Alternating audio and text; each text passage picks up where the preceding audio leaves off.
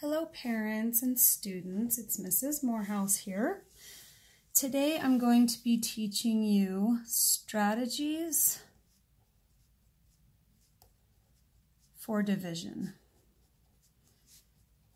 Now, we have practiced this a little in class, but students definitely need a lot more practice. So the strategies are similar to the multiplication strategies I showed in a different video. And let's start with a problem. So I'm going to do 192 divided by 4. And sometimes, let me zoom this in just a tiny bit for you guys so you can see it a little bit better. There we go. And this is a problem that could be used in a word problem, or it could just look just like this. And the strategies are similar to the multiplication ones, except they're kind of flipped a little bit, or you're looking at a different number for the answer. And I think that's where some students are already starting to get confused. So one of the strategies I taught for multiplication is an array. And you can use this strategy to solve for a division problem. So what I would do is I would start my rectangle, but I would leave it open this time. So in multiplication, we would have this number and the number up here, and we would be multiplying it to find the middle area, the area. But with division, students need to realize that the 192 is the area, and we're trying to find what we're multiplying the 4 by to get to 192. So I put a 4 here, and I start thinking to myself, this is 190. But starting out, I could simply see it as a 19, and I could ask myself, 4 fits into 19 how many times? And after some thought, I'll realize, oh, it's 4. So I can put a 4 up here. 4 times 4 is 16. Now I need to remind myself, though, this was not just a 19, it was a 190. So what I can do, and students know, is that if I added a 0 here, I can add a 0 here. So now I'm at 160. And then I can do a tiny bit of math on the side. 192 minus 160, because that's what I've used so far of my area. 2 minus 0 is 2. 9 minus 6 is 3. I have 32 left over. And using my math skills, I can figure out that 4 goes into 32 8 times. So I just make my array a little bit bigger, and I put the 8 up here. 8 times 4 is 32. Now, kids need a lot of practice for this. Sometimes when I ask students what the answer is, they have no idea. They'll say it's 32, or it's 160, or it might be 8. So what I'm trying to teach students to do is look back on the problem. Where's my 4? It's right here. Students really struggle with this. If I ask them, where's my 192, they can't see it. And so they get really confused. So the more practice they get, they'll realize, oh yes, it's my middle numbers. I used these two numbers to get to 192. So I'm trying to teach students to put squares around things so they know, oh yes, this was in the original problem. And then once you have found, okay, I found my 192, I found my 4, which numbers do I not have a square around? It's these two numbers. And they need to remember that we're looking at the whole length of this. So the whole length is 40 and 8, which makes it 48. Just like that. The next strategy would be a ratio table. These are the top 2 strategies that work really well, especially with big numbers. And I try to remind students that the ratio table does not have to be numbered 1, 2, 3, 4, 5, 6, 7, 8, 9, 10, 11, 12, all the way down to like 17. You get to skip around with the ratio table with whatever numbers you need. So let me think of a number. I'm going to do 100.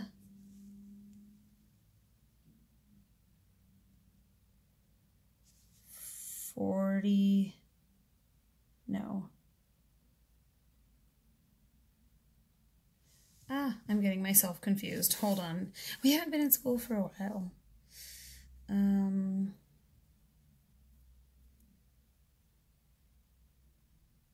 We're going to try 208. Let's see if it works out. 208 divided by 8. I'm making these numbers up off the top of my head using the strategies I teach in class. Sometimes it works out really well and sometimes it doesn't. So let's give it a go. So in a ratio table, what you do is you create your ratio table. Remember, we use this for multiplication also. So we have 1 and 8. And this line kind of stands for the 8. So it's 1 times 8 is 8. You could also go to 2 just because it kind of helps you to get started. 2 times 8 is 16.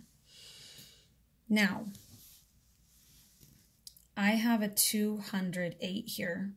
The same way that I worked the previous problem where I said 4 goes into 19 how many times, I can do the same thing here. So 8 goes into 20 probably 2 times. Do you see that? 16 is only 4 away from 20. So I know that I'm on the right track, but just like the other problem, this isn't a 20, it's a 200.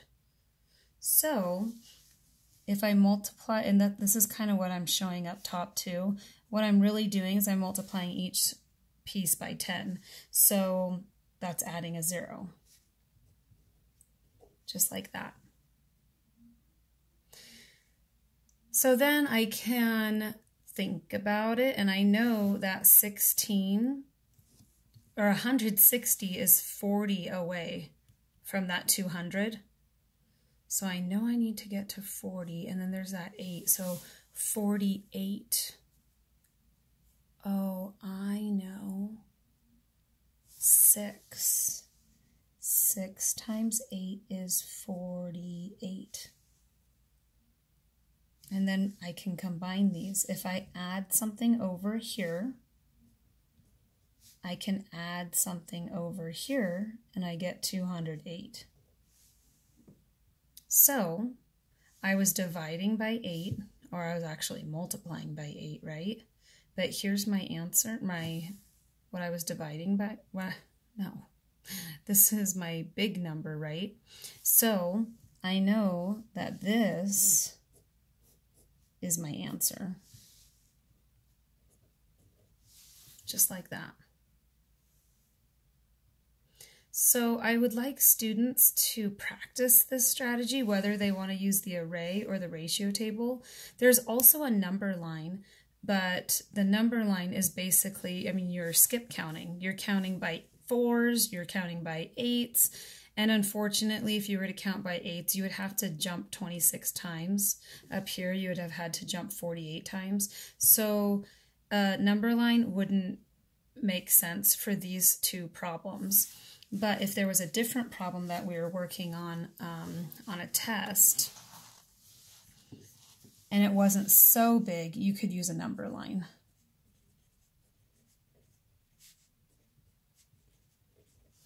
So let's say the problem is 84 divided by 7. You start your number line, and you all, let me move my paper a tiny bit. There we go. I want you guys to be able to see what I'm doing. So there you go. Here you go. Make sure your students are starting their number line with a 0.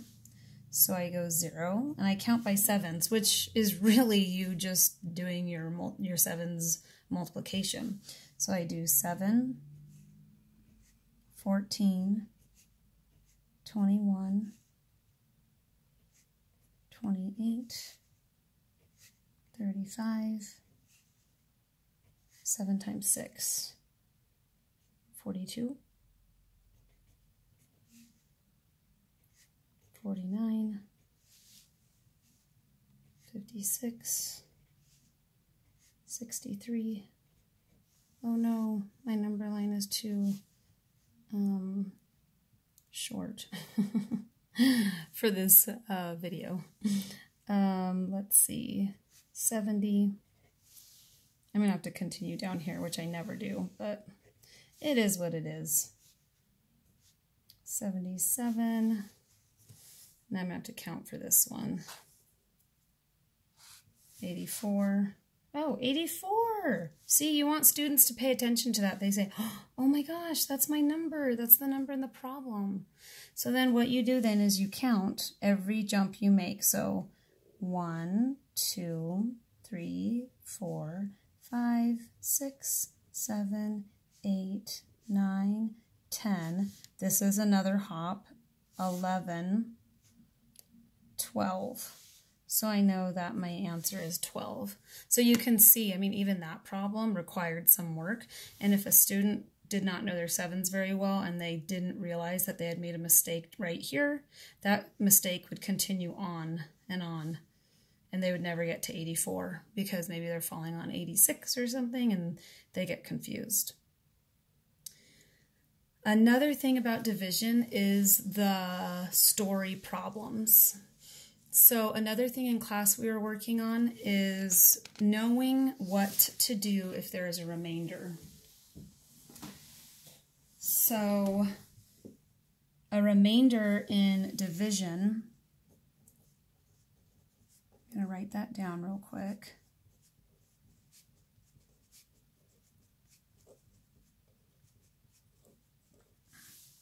Sometimes there's just one extra balloon and there's nothing you can do about it. But then other times, if we're talking about pizzas or pies or cookies or the number of buses, sometimes you can split the cookie in half. Or if there's 5 extra students, you're going to have to get another bus. We're not going to tell those students they can't go on the field trip. So it's really important that students know that sometimes you can break something in half, especially with money. Money gets turned into decimals. So let's do an easy one at first. Let's say that there are $17. You have $17 and you're dividing it between 2 people. So yourself and your best friend. So on this one, most students might be able to figure this out fairly easily, but let's say that we want to practice our strategies. So I say 2 goes into 17 8 times. 2 times 8 is 16. So here's the $16, and I have $1 left over. So look at, this is my area. That's my big number. Here's my 2. So I know that each person is going to get $8. But since this is money, we don't have to say there's $1 left over. We could change it, split the dollar in half, and say that each person gets $8.50. Now, one of the ones we were working on in class that was kind of fun, we were talking about a birthday party and balloons, and we wanted to put balloons on each of the tables, and we wanted the same amount so that every table had an equal number of balloons. So let's say that we had 38 balloons, and we had, let's say, 9 tables. Okay, now I'm going to use the ratio table for this one. So 1 times 9 is 9. 2 times 9 is 18, but you know what? I'm looking at this and I know my 9s really well. 9 goes into 38 4 times. 4 times 9 is 36. I think that's as close as I'm going to get to 38. So each table would have 4 balloons.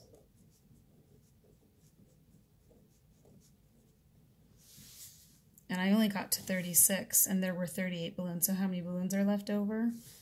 2. 2 left over. I talked to the students about this. Would we really want to cut up balloons and put the rubber, the nasty, like, deflated stuff, just so that there would be an even amount? No. So in this case, you could say, well, 2 of these tables could have 5 balloons and the rest would have 4. So students can kind of think about it, but they, you know, at the beginning they would say each table will have 4 balloons, there are 2 left over. So I would do this, or maybe I would let the birthday child have 2 balloons on their wrist or something along those lines. Now let's talk about buses. These are always like the typical examples we use. So let's say there are 163 students and we have 5 buses.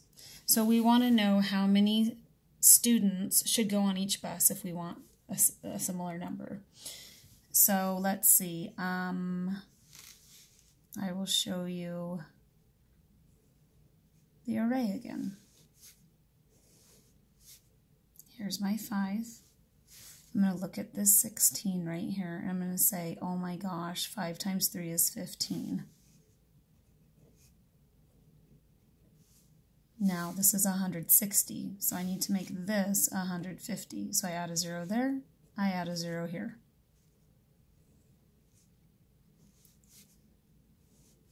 $163 minus 150 is 13. 5 goes into 13 2 times.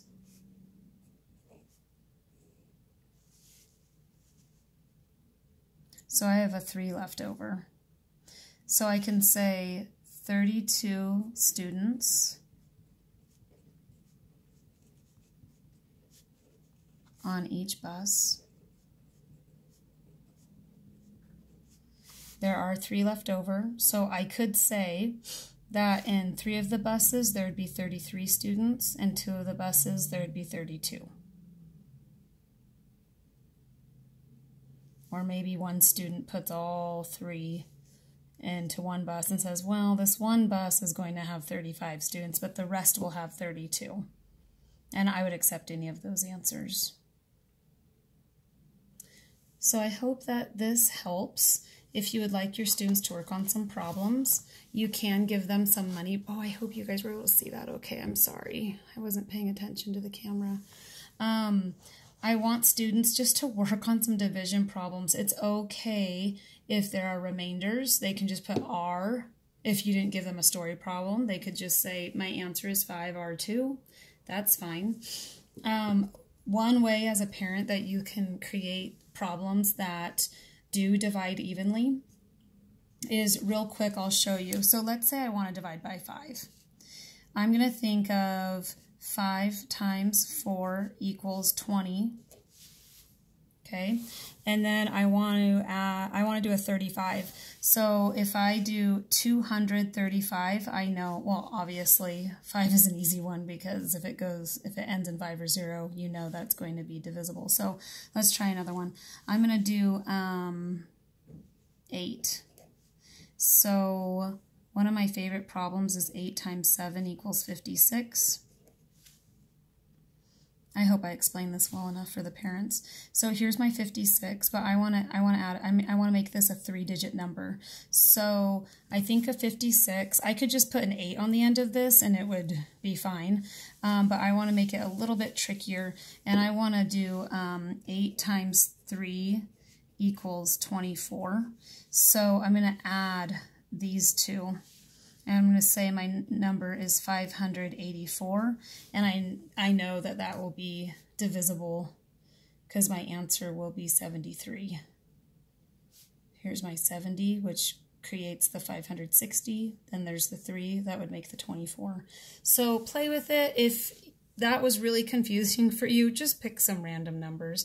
Just have them divide by a single digit number. Most often, we're not having to divide by double digit numbers. So anyway, I hope that works for you.